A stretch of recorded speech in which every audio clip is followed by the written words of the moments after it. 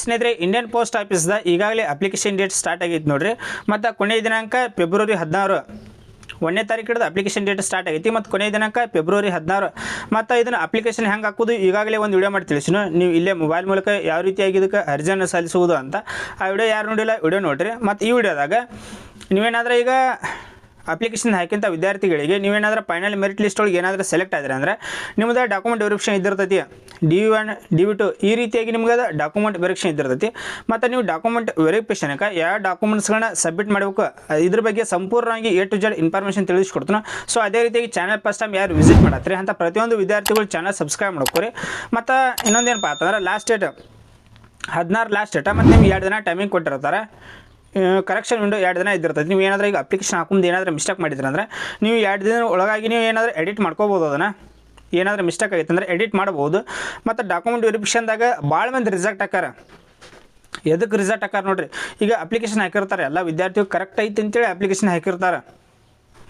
ಈಗ ಸಬ್ಜೆಕ್ಟ್ಗಳದ ಈಗ ಮಾರ್ಕ್ಸ್ಗಳು ಎಂಟರ್ ಮಾಡೋ ಮುಂದೆ ತಪ್ಪು ಬಿಟ್ಟಿರ್ತಾರೆ. ಈಗ ಸೈನ್ಸ್ ಒಂದು ಸಬ್ಜೆಕ್ಟ್ ತಗೋರಿ 100ಕ್ಕೆ ಕೆಟ್ಟು ತೊಗೊಂಡಿರ್ತಾರೆ. ಅವ್ರ ಒಂದು 90 ಮಾರ್ಕ್ಸ್ ತೊಗೊಂಡಿರ್ತಾರೆ.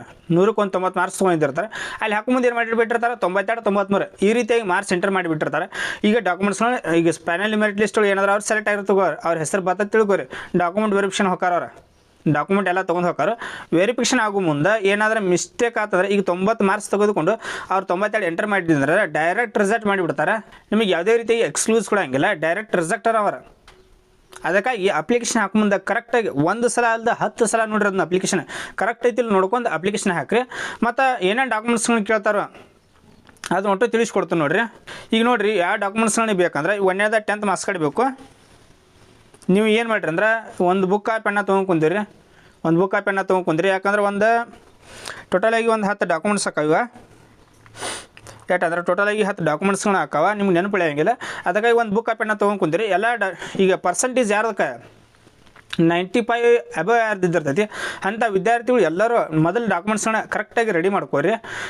ಮತ್ತು ನೀವು ಈಗ ರಿಸಲ್ಟ್ ಬರ್ತಾನೆ ವೇಟ್ ಮಾಡಿ ಅವ ರೆಡಿ ಮಾಡ್ಕೊಂಡು ಹಿಂಗೆ ಅನ್ಕೋತ ಕುಂದಿರಬೇಡ್ರಿ. ಯಾಕಂದರೆ ಡಾಕ್ಯುಮೆಂಟ್ ವೆರಿಫಿಕೇಷನ್ಗೆ ಭಾಳ ದಿನ ನಿಮ್ಗೆ ಟೈಮ್ ಕೊಡೋಂಗಿಲ್ಲ. ಅದಕ್ಕಾಗಿ ಮೊದಲು ನೀವು ಎಲ್ಲ ಡಾಕ್ಯುಮೆಂಟ್ಸ್ಗಳನ್ನ ಕರೆಕ್ಟಾಗಿ ರೆಡಿ ಮಾಡ್ಕೋರಿ. ಇಲ್ಲಿ ನೋಡಿರಿ 1ನೇದ 10th ಮಾರ್ಕ್ಸ್ ಕಾರ್ಡ್ ಬೇಕು. 1ನೇದ 10th ಮಾರ್ಕ್ಸ್ ಕಾರ್ಡ್ ಬೇಕು. ಮತ್ತು 2ನೇದ ಐಡೆಂಟಿಟಿ ಪ್ರೂಫ್ ಕೇಳ್ತಾರೆ. 1ನೇ 10th marks card identity proof. 2ನೇದ ಐಡೆಂಟಿಟಿ ಪ್ರೂಫ್ ಒಂದು ಯಾವುದಂದ್ರೆ ಆಧಾರ್ ಕಾರ್ಡ್ ಒಯ್ಯಿರಿ, ಪ್ಯಾನ್ ಕಾರ್ಡ್ ಒಯ್ಯಿರಿ, ವೋಟಿಂಗ್ ಕಾರ್ಡ್ ಒಯ್ಯಿರಿ. ಈ 3 ಥರ ಒಂದು. ಮತ್ತು ಅದೇ ರೀತಿಯಾಗಿ ಕಾಸ್ಟ್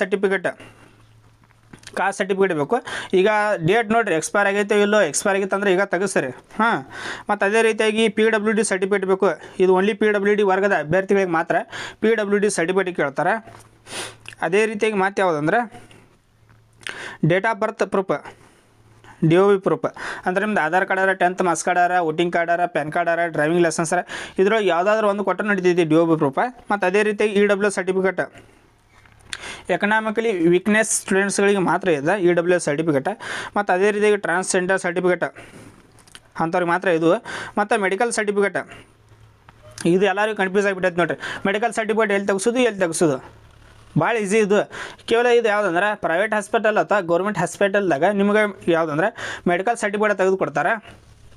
ನೀವು ಹೋಗಿ ಹೇಳ್ರಿ ನಾವು ಈ ರೀತಿಯಾಗಿ GDS ಅಪ್ಲಿಕೇಶನ್ ಹಾಕಿವಿ, ನಮಗೆ ಮೆಡಿಕಲ್ ಸರ್ಟಿಫಿಕೇಟ್ ಬೇಕಾಗೈತ್ರಿ, ಈ ರೀತಿಯಾಗಿ ಹೋಗಿ ಹೇಳಿದ್ರೆ ನಿಮಗೆ ಮೆಡಿಕಲ್ ಸರ್ಟಿಫಿಕೇಟ್ ತೆಗಿಸ್ಕೊಡ್ತಾರೆ.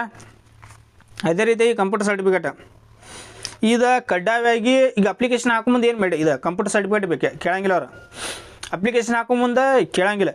ಕಡ್ಡಾಯವಾಗಿ ಡಾಕ್ಯುಮೆಂಟ್ ವೆರಿಫಿಕೇಷನ್ದಾಗ ಕಂಪ್ಯೂಟರ್ ಸರ್ಟಿಫಿಕೇಟ್ ಕೇಳತ್ತಾರೋ. ಅಪ್ಲಿಕೇಶನ್ ಹಾಕೊಂಬಂದು ಕೇಳಿರಂಗಿಲ್ಲ. ಡಾಕ್ಯುಮೆಂಟ್ ವೆರಿಫಿಕೇಷನ್ದಾಗ ಕಡ್ಡಾಯವಾಗಿ ಕಂಪ್ಯೂಟರ್ ಸರ್ಟಿಫಿಕೇಟ್ ಬೇಕು. ಈಗ ಯಾರ ಕರೆಕ್ಟ್ ಚಲ್ತಂಗೆ ಯಾರು ಪರ್ಸೆಂಟೇಜ್ ಇರ್ತೈತಿ ಅಂಥ ವಿದ್ಯಾರ್ಥಿಗಳು ಮೊದಲು ಎಲ್ಲರೂ ಕಂಪ್ಯೂಟರ್ ಸರ್ಟಿಫಿಕೇಟ್ ತೆಗಿಸ್ರಿ.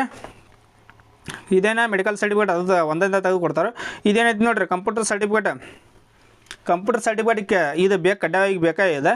ಈ ರೀತಿಯಾಗಿ ಟೋಟಲಾಗಿ 10 ಡಾಕ್ಯುಮೆಂಟ್ಸ್ಗಳು ನೋಡಿರಿ. ಇನ್ನೊಮ್ಮೆ ಹೇಳ್ತೀನಿ ನೋಡಿರಿ, 10th marks card identity proof ಬೇಕು, ಆಧಾರ್ ಕಾರ್ಡ್ ಪ್ಯಾನ್ ಕಾರ್ಡ್ ಯಾವ್ದಾರು ಒಂದು.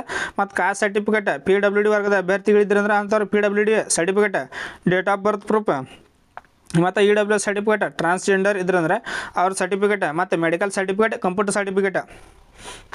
ಈ ರೀತಿಯಾಗಿ 10 ಡಾಕ್ಯುಮೆಂಟ್ಸ್ಗಳು ಬೇಕು ನೋಡಿರಿ. ಡಾಕ್ಯುಮೆಂಟ್ ವೆರಿಫಿಕೇಷನ್ದಾಗ ಇದ್ರಾಗ ಒಂದು ಮಿಸ್ ಆದ್ರೂ ಕೂಡ ಅದು ಡಾಕ್ಯುಮೆಂಟ್ ವೆರಿಫಿಕೇಷನ್ ಮಾಡ್ಕೊಳಂಗಿಲ್ಲ ಅವ್ರು. ಅದಕ್ಕಾಗಿ ಎಲ್ಲ ಡಾಕ್ಯುಮೆಂಟ್ಸ್ಗಳನ್ನ ಕರೆಕ್ಟಾಗಿ ಮೊದಲು ರೆಡಿ ಮಾಡಿರಿ. ಮತ್ತು ಇನ್ನೊಂದು ಏನಪ್ಪ ಅಂತಂದ್ರೆ ಇದ್ರ ಬಗ್ಗೆ ಇನ್ನೂ ಏನಾದರೂ ಕೇಳುತ್ತಾ ಡೈರೆಕ್ಟ್ ನಾನು ಇನ್ಸ್ಟಾಗ್ರಾಮ್ನಲ್ಲಿ ಕಾಂಟ್ಯಾಕ್ಟ್ ಮಾಡ್ಬೋದು. ನಮ್ಮ ಚಾನಲ್ ಮೆಂಬರ್ಶಿಪ್ ಯಾರು ತೆಗೆದುಕೊಂಡಿಲ್ಲ ಅಂತ ವಿದ್ಯಾರ್ಥಿಗಳು ಚಾನಲ್ ಮೆಂಬರ್ಶಿಪ್ ತೆಗೆದುಕೊಡ್ರಿ. ಇಲ್ಲಿ ಜಾಯ್ನ್ ಅಂತ ಆಪ್ಷನ್ ಐತೆ ನೋಡಿರಿ, ಇದ್ರ ಮೇಲೆ ಕ್ಲಿಕ್ ಮಾಡಿ ನೀವು ಮೆಂಬರ್ಶಿಪ್ ತೆಗೆದುಕೊಳ್ಬೋದು. ಅಂಥ ವಿದ್ಯಾರ್ಥಿಗಳಿಗೆ ಡೈರೆಕ್ಟ್ ನಾನು ಅಪ್ಲೈ ಲಿಂಕ್ ಸಿಗ್ತೈತಿ, PDF ಸಿಗ್ತಾವ, ಮತ್ತು ನೋಟ್ಸ್ ಆಯ್ತು, ಮತ್ತು ನನ್ನ ಕಾಂಟ್ಯಾಕ್ಟ್ ನಂಬರ್ ಆಯ್ತು, ಜೊತೆಗೆ ಇನ್ನಿತರ ಮಾಹಿತಿಗಳು ಮೆಂಬರ್ಶಿಪ್ ಯಾರು ತೆಗೆದುಕೊಂಡಿರ್ತಾರೆ ಅಂಥ ವಿದ್ಯಾರ್ಥಿಗಳಿಗೆ ಮೊದಲು ಹೋಗಿರ್ತಿರ್ತೈತಿ. ಅದಕ್ಕಾಗಿ ಚಾನಲ್ ಮೆಂಬರ್ಶಿಪ್ ಯಾರು ತೆಗೆದುಕೊಂಡಿಲ್ಲ ಅಂಥ ವಿದ್ಯಾರ್ಥಿಗಳು ಚಾನಲ್ ಮೆಂಬರ್ಶಿಪ್ ತೆಗೆದುಕೊಡ್ರಿ. ಹಂಗೆ ನಮ್ಮ ಟೆಲಿಗ್ರಾಮ್ ಅಕೌಂಟ್ ಯಾರು ಜಾಯ್ನ್ ಆಗಿಲ್ಲ ಜಾಯ್ನ್ ಆಗಿರಿ. ಯಾಕಂದ್ರೆ ಈ PDFs ಆಯ್ತು ಮತ್ತು ಅಪ್ಲೈ ಲಿಂಕ್ಸ್ ಆಯ್ತು ಎಲ್ಲ ಟೆಲಿಗ್ರಾಮ್ ಗ್ರೂಪ್ದಲ್ಲಿ ಅವೈಲೇಬಲ್ ಇದ್ದಿರ್ತೈತಿ ನೋಡಿರಿ. ಮತ್ತು ನೀನು ವಿಡಿಯೋ ಮಾಡೀನಿ ಯಾವ ಕೆಟಗರಿ ಇದೆ ಎಟ್ಟೆಟ್ಟು ವೇಕೆನ್ಸಿ ಕರೆದ್ರು ಅದನ್ನ ನೀನು ವಿಡಿಯೋ ಮಾಡೀನಿ. ಮತ್ತು 6 ಮೆರಿಟ್ ಲಿಸ್ಟ್ ಹೇಳತ್ತೀನಿ ನೋಡಿರಿ. ಪ್ರಿವಿಯಸ್ ಲಾಸ್ಟ್ ಇಯರ್ದ 6 ಮೆರಿಟ್ ಲಿಸ್ಟ್, ಅವೆಲ್ಲ ಮೆರಿಟ್ ಲಿಸ್ಟ್ ಟೆಲಿಗ್ರಾಮ್ ಗ್ರೂಪ್ದಲ್ಲಿ ಈಗಾಗಲೇ ಶೇರ್ ಮಾಡಿನೋ. ಈಗ ಜಾಯ್ನ್ ಆಗಿ ನೋಡ್ಕೋಬೋದು ನೀವು. 6 ಮೆರಿಟ್ ಲಿಸ್ಟ್ ಗ್ರೂಪ್ನಲ್ಲಿ ಇದ್ದಿರ್ತಾವೆ. ಮತ್ತು ಹಾಗೆ ವಿಡಿಯೋ ಏನಾದರೂ ಸ್ವಲ್ಪ ಯೂಸ್ಫುಲ್ ಆಗಿತ್ತು ಅಂದ್ರೆ ಒಂದು ಲೈಕ್ ಕೊಟ್ಟಿರಿ. ಮತ್ತು ಅದೇ ರೀತಿಯಾಗಿ ಚಾನಲ್ ಯಾರು ಸಬ್ಸ್ಕ್ರೈಬ್ ಮಾಡ್ಕೊಂಡಿಲ್ಲ ಚಾನಲ್ ಸಬ್ಸ್ಕ್ರೈಬ್ ಮಾಡ್ಕೋರಿ.